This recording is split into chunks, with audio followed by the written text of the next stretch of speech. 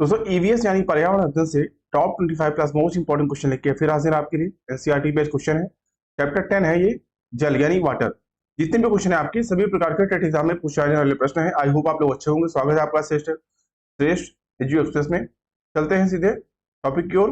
Video अच्छा लगे video को लाइक करिएगा, दोस्तों में शेयर करिएगा। इस वीडियो का पीडीएफ आप हमारे टेलीग्राम ग्रुप से छुटकी फ्री प्राप्त कर सकते हैं। पहला क्वेश्चन देखिए क्या करा। हिमाचल प्रदेश में जल संग्रहण की पुरानी संकल्पना का नाम है। सी ऑप्शन आपका होगा कुल। तो हिमाचल प्रदेश में जल संग्रहण की पुरानी संकल्पना का नाम कुल है। वर्षा के जल को इकट्ठा करने की प्रक्रियाओं को जल संग्रहण कहते हैं। जल संग्रहण की प्रक्रिया भारत में बहुत पुरानी संकल्पना है। जल संग्रहण तकनीकी स्थानीय होती है। इसका लाभ भी स्थानीय क्षेत्रों को ही होता है। प्रदेश पुरानी संकल्पना का नाम जम्मू के कादी क्षेत्र में, हिमाचल प्रदेश में, राजस्थान में, कर्नाटक में, केरल में खादिन कट्टा, एरिस तालाब, कुल एवं ये सभी जो है जल संग्रहण की पुरानी संकल्पना है। ठीक है, सी ऑप्शन आपका राइट होगा। अगला क्वेश्चन, तरुण भारत संघ एक ऐसी संस्था है जो जल के संरक्षण के लिए कार्य करती है। इस संस्था के प्रधान निम्न में से एक है। सी ऑप्शन आपका राइट होगा राजेंद्र सिंह। तो तरुण भारत संघ भारत की एक गैर सरकारी संस्था यानी एनजीओ है। इसकी स्थापना 30 मई 1975 को हुई थी। यह जल एवं वन संरक्षण के लिए कार्य करती है। इसके संस्थापक राजेंद्र सिंह है। आपको बता दें इनको जल पुरुष भी कहा जाता है। मेधा पाटकर नर्मदा बचाओ आंदोलन की संस्थापक थी। वहीं सुंदरलाल बहुगुणा जो है वो चिपको आंदोलन के प्रणेता थे। ठीक है, तो पीसी जोशी जो है ये पूरन चंद्र जोशी इनका पूरा नाम है। ये भारत के साम्यवादी आंदोलन के प्रमुख आरंभिक नेताओं में से एक थे एवं भारतीय कम्युनिस्ट पार्टी के प्रथम महासचिव थे। ठीक है, इस क्वेश्चन के लिए आपका सी ऑप्शन होगा राजेंद्र सिंह। अगला क्वेश्चन, गंगा कार्य योजना शुरू हुई थी। ये ऑप्शन आपका होगा 1986 यानी 1986 में। तो गंगा कार्य योजना 1986 में शुरू हुई थी, जो 1985 में पर्यावरण और वन मंत्रालय द्वारा लाई गई थी। इसका उद्देश्य जल अवरोधन, डायवर्जन और घरेलू सीवेज के उपचार के द्वारा पानी की गुणवत्ता में सुधार करना तथा विषाक्त और औद्योगिक रासायनिक कचरे को जो है रोकना था। ठीक है, तो राष्ट्रीय नदी गंगा बेसिन प्राधिकरण का गठन भारत सरकार द्वारा वर्ष 2009 में पर्यावरण संरक्षण अधिनियम 1986 की धारा 3 के तहत किया गया था। इसकी अध्यक्षता प्रधानमंत्री द्वारा की जाती थी। दोस्तों गंगा नदी को भारत की राष्ट्रीय नदी 4 नवंबर 2008 को घोषित किया गया था। ठीक है, ये आपके याद रखने योग्य बात है। ठीक है, तो गंगा नदी को भारत की राष्ट्रीय नदी कब घोषित किया गया? तो 4 नवंबर 2008 को। ए ऑप्शन आपका इस क्वेश्चन का हुआ 1986 में। अगला क्वेश्चन, किस सिंचाई प्रणाली से सर्वाधिक जल संरक्षण होता है? सी ऑप्शन आपका होगा बूंद सिंचाई। तो बूंद सिंचाई यानी ड्रिप इरिगेशन प्रणाली से सर्वाधिक जल संरक्षण होता है। इस प्रकार की सिंचाई प्रणाली में पौधों की जड़ों में बूंद बूंद करके जल डाला जाता है। इससे पानी का अपव्यय नहीं होता तथा पौधों को पर्याप्त मात्रा में जल भी मिल जाता है। सी ऑप्शन आपका राइट होगा। अगला क्वेश्चन, सलीम प्राथमिक कक्षाओं में विद्यार्थियों को जल विषय पढ़ाने के लिए क्षेत्र भ्रमण कराना चाहता है। इनमें से कौन सी जगह उचित रहेगी? डी ऑप्शन आपका राइट होगा ए बी सी यानी जल संचय यंत्र, जोहड़, बावड़ी। ठीक है, अगला क्वेश्चन, सही विकल्प का चयन कीजिए। विश्व की सभी झीलों व नदियों में जल की कुल मात्रा नियत रहती है। भूमिगत जल की कुल मात्रा नियत रहती है। विश्व के समुद्रों और महासागरों में जल की कुल मात्रा नियत रहती है। वही विश्व में जल की कुल मात्रा नियत है। डी ऑप्शन आपका इस क्वेश्चन का राइट होगा। विश्व में जल की कुल मात्रा नियत है। विश्व के महासागर पृथ्वी का लगभग 3/4 यानी 3/4 भाग जो है जल से घिरे हुए हैं। संयुक्त राष्ट्र के आकलन के मुताबिक पृथ्वी पर पानी की कुल मात्रा लगभग 1400 मिलियन घन किलोमीटर है, जिससे पृथ्वी पर पानी की 3000 मीटर मोटी परत बिछ सकती है। ठीक है, डी ऑप्शन आपका राइट होगा। अगला क्वेश्चन, पानी का पीएच मान क्या है? सी ऑप्शन आपका राइट होगा 7। तो शुद्ध जल का पीएच मान जो है 7 होता है। पीएच मान की अवधारणा जो है को सबसे पहले 1909 में कार्ल्स लैबोरेटरी के डेनिश रसायन शास्त्री सोरेन पेडर लॉर्टिस रोशिनेन ने प्रस्तुत किया था। वहीं पीएच मान किसी विलयन की अम्लता या क्षारकता का एक माप है। यदि किसी विलयन का पीएच मान 7 से कम है तो यह विलयन अम्लीय होगा, और यदि किसी विलयन का पीएच मान 7 से अधिक है तो वह विलयन क्षारीय होगा।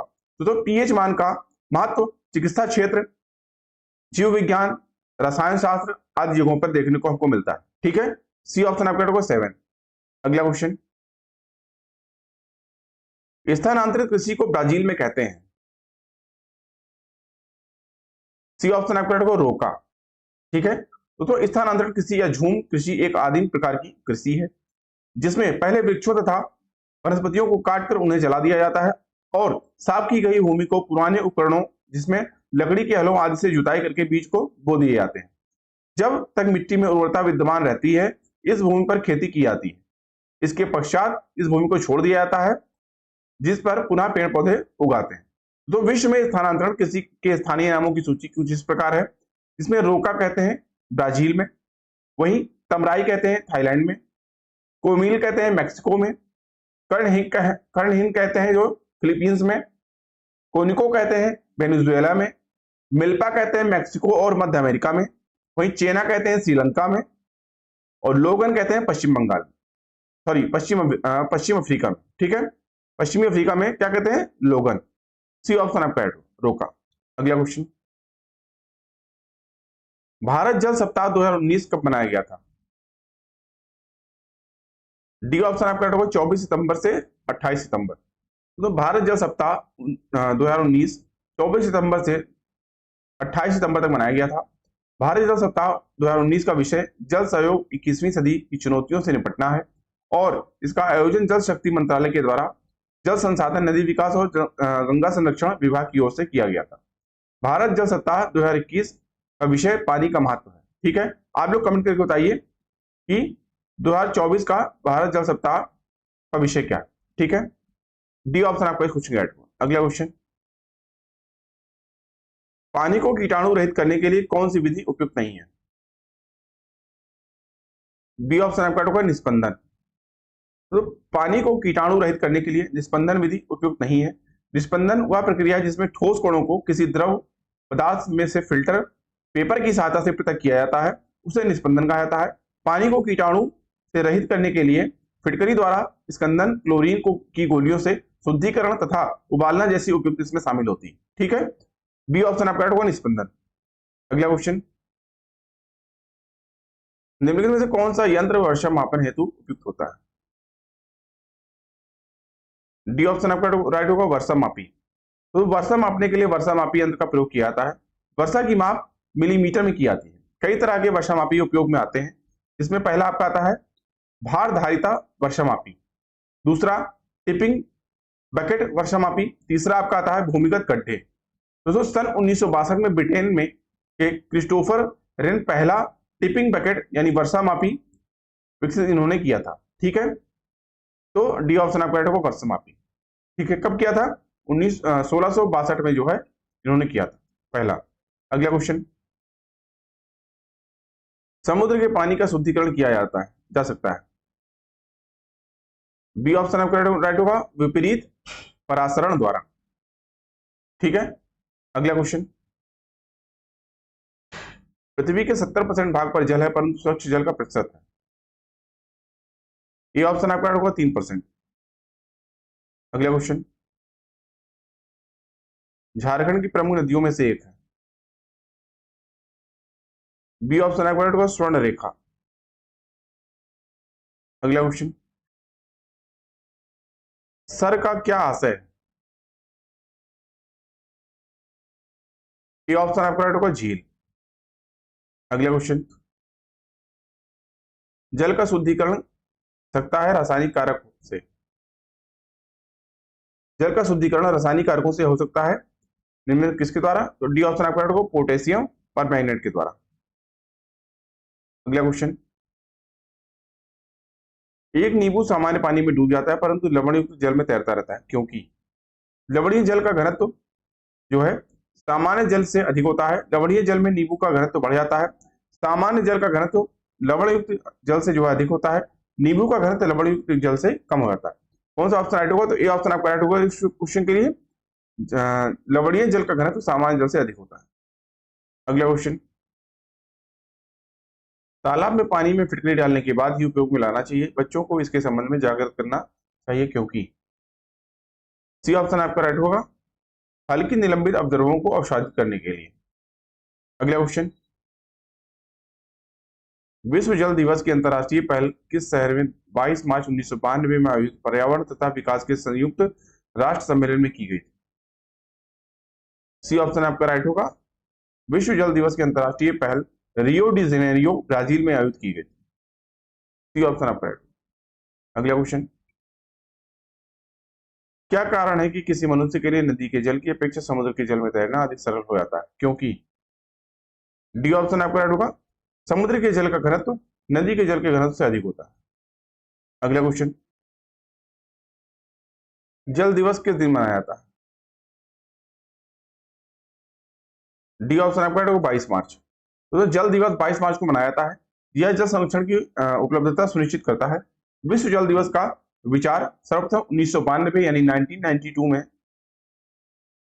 प्रस्तुत किया गया था। क्या तो कि इसी वर्ष रियो डी जेनेरियो में पर्यावरण एवं विकास पर संयुक्त राष्ट्र सम्मेलन का भी आयोजित किया गया था। वर्ष 1992 में ही संयुक्त राष्ट्र महासभा ने एक प्रस्ताव अपनाया जिसके द्वारा प्रत्येक वर्ष 22 मार्च को जल दिवस के रूप में मनाया जाता है। दोस्तों, विश्व जैव विविधता दिवस कब मनाया जाता है? तो 22 मई को मनाया जाता है। 22 सितंबर को क्या मनाया जाता है? तो 22 सितंबर को विश्व गैंडा दिवस मनाया जाता है। 2 फरवरी को क्या मनाया जाता है? तो जो है विश्व आर्द्र भूमि दिवस मनाया जाता है। डी ऑप्शन आपका क्वेश्चन राइट होगा 22 मार्च। अगला क्वेश्चन,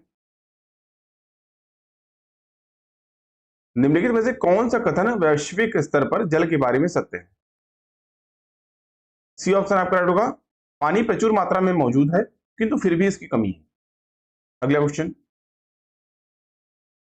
छत पर वर्षा के पानी का संरक्षण करके भौम जल को पुनः भंडारित किया जाता है। इस पारंपरिक विधि का उपयोग निम्नलिखित में से किस राज्य में किया गया था? बी ऑप्शन आपका राजस्थान। अगला क्वेश्चन,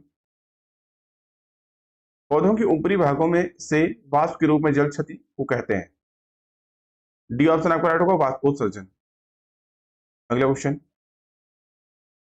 पारंपरिक तरीके से जल संग्रहण के लिए हमारे देश में उपयोग की जाने वाली संरचना है। बी ऑप्शन आपका राइट होगा, बावड़ी। अगला क्वेश्चन, और हमेशा की तरह आज का टेस्ट का क्वेश्चन आपके लिए। क्वेश्चन क्या आज का, धरती पर अलवण जल की उपलब्धता बहुत कम है। कुछ उपलब्ध अलवण जल की निम्न में से किस में सर्वाधिक प्रस्तुत कुल अलवण जल की मात्रा है? नदियां, झरने, ग्लेशियर अथवा हिमनदी, जलप्रपात। कौन सा ऑप्शन राइट होगा आपको कमेंट करके बताना है। प्लीज आप लोग इसका आंसर कमेंट करके बताइएगा। अभी के लिए इतना ही। आई होप आपको वीडियो अच्छा लगा होगा। वीडियो अच्छा लगा दोस्तों, वीडियो को लाइक करिए, अपने दोस्तों में शेयर करिए, साथ ही साथ चैनल को सब्सक्राइब करना ना भूलें जिससे कि चैनल पर आने वाले इंपॉर्टेंट वीडियो के नोटिफिकेशन आपको टाइमली मिलते रहे। इस वीडियो का पीडीएफ आप हमारे टेलीग्राम ग्रुप से जुड़ के फ्री प्राप्त कर सकते हैं। अभी की वीडियो को देखने के लिए आप सभी का धन्यवाद। मिलते हैं नेक्स्ट वीडियो में, तब तक के लिए थैंक यू। जय हिंद।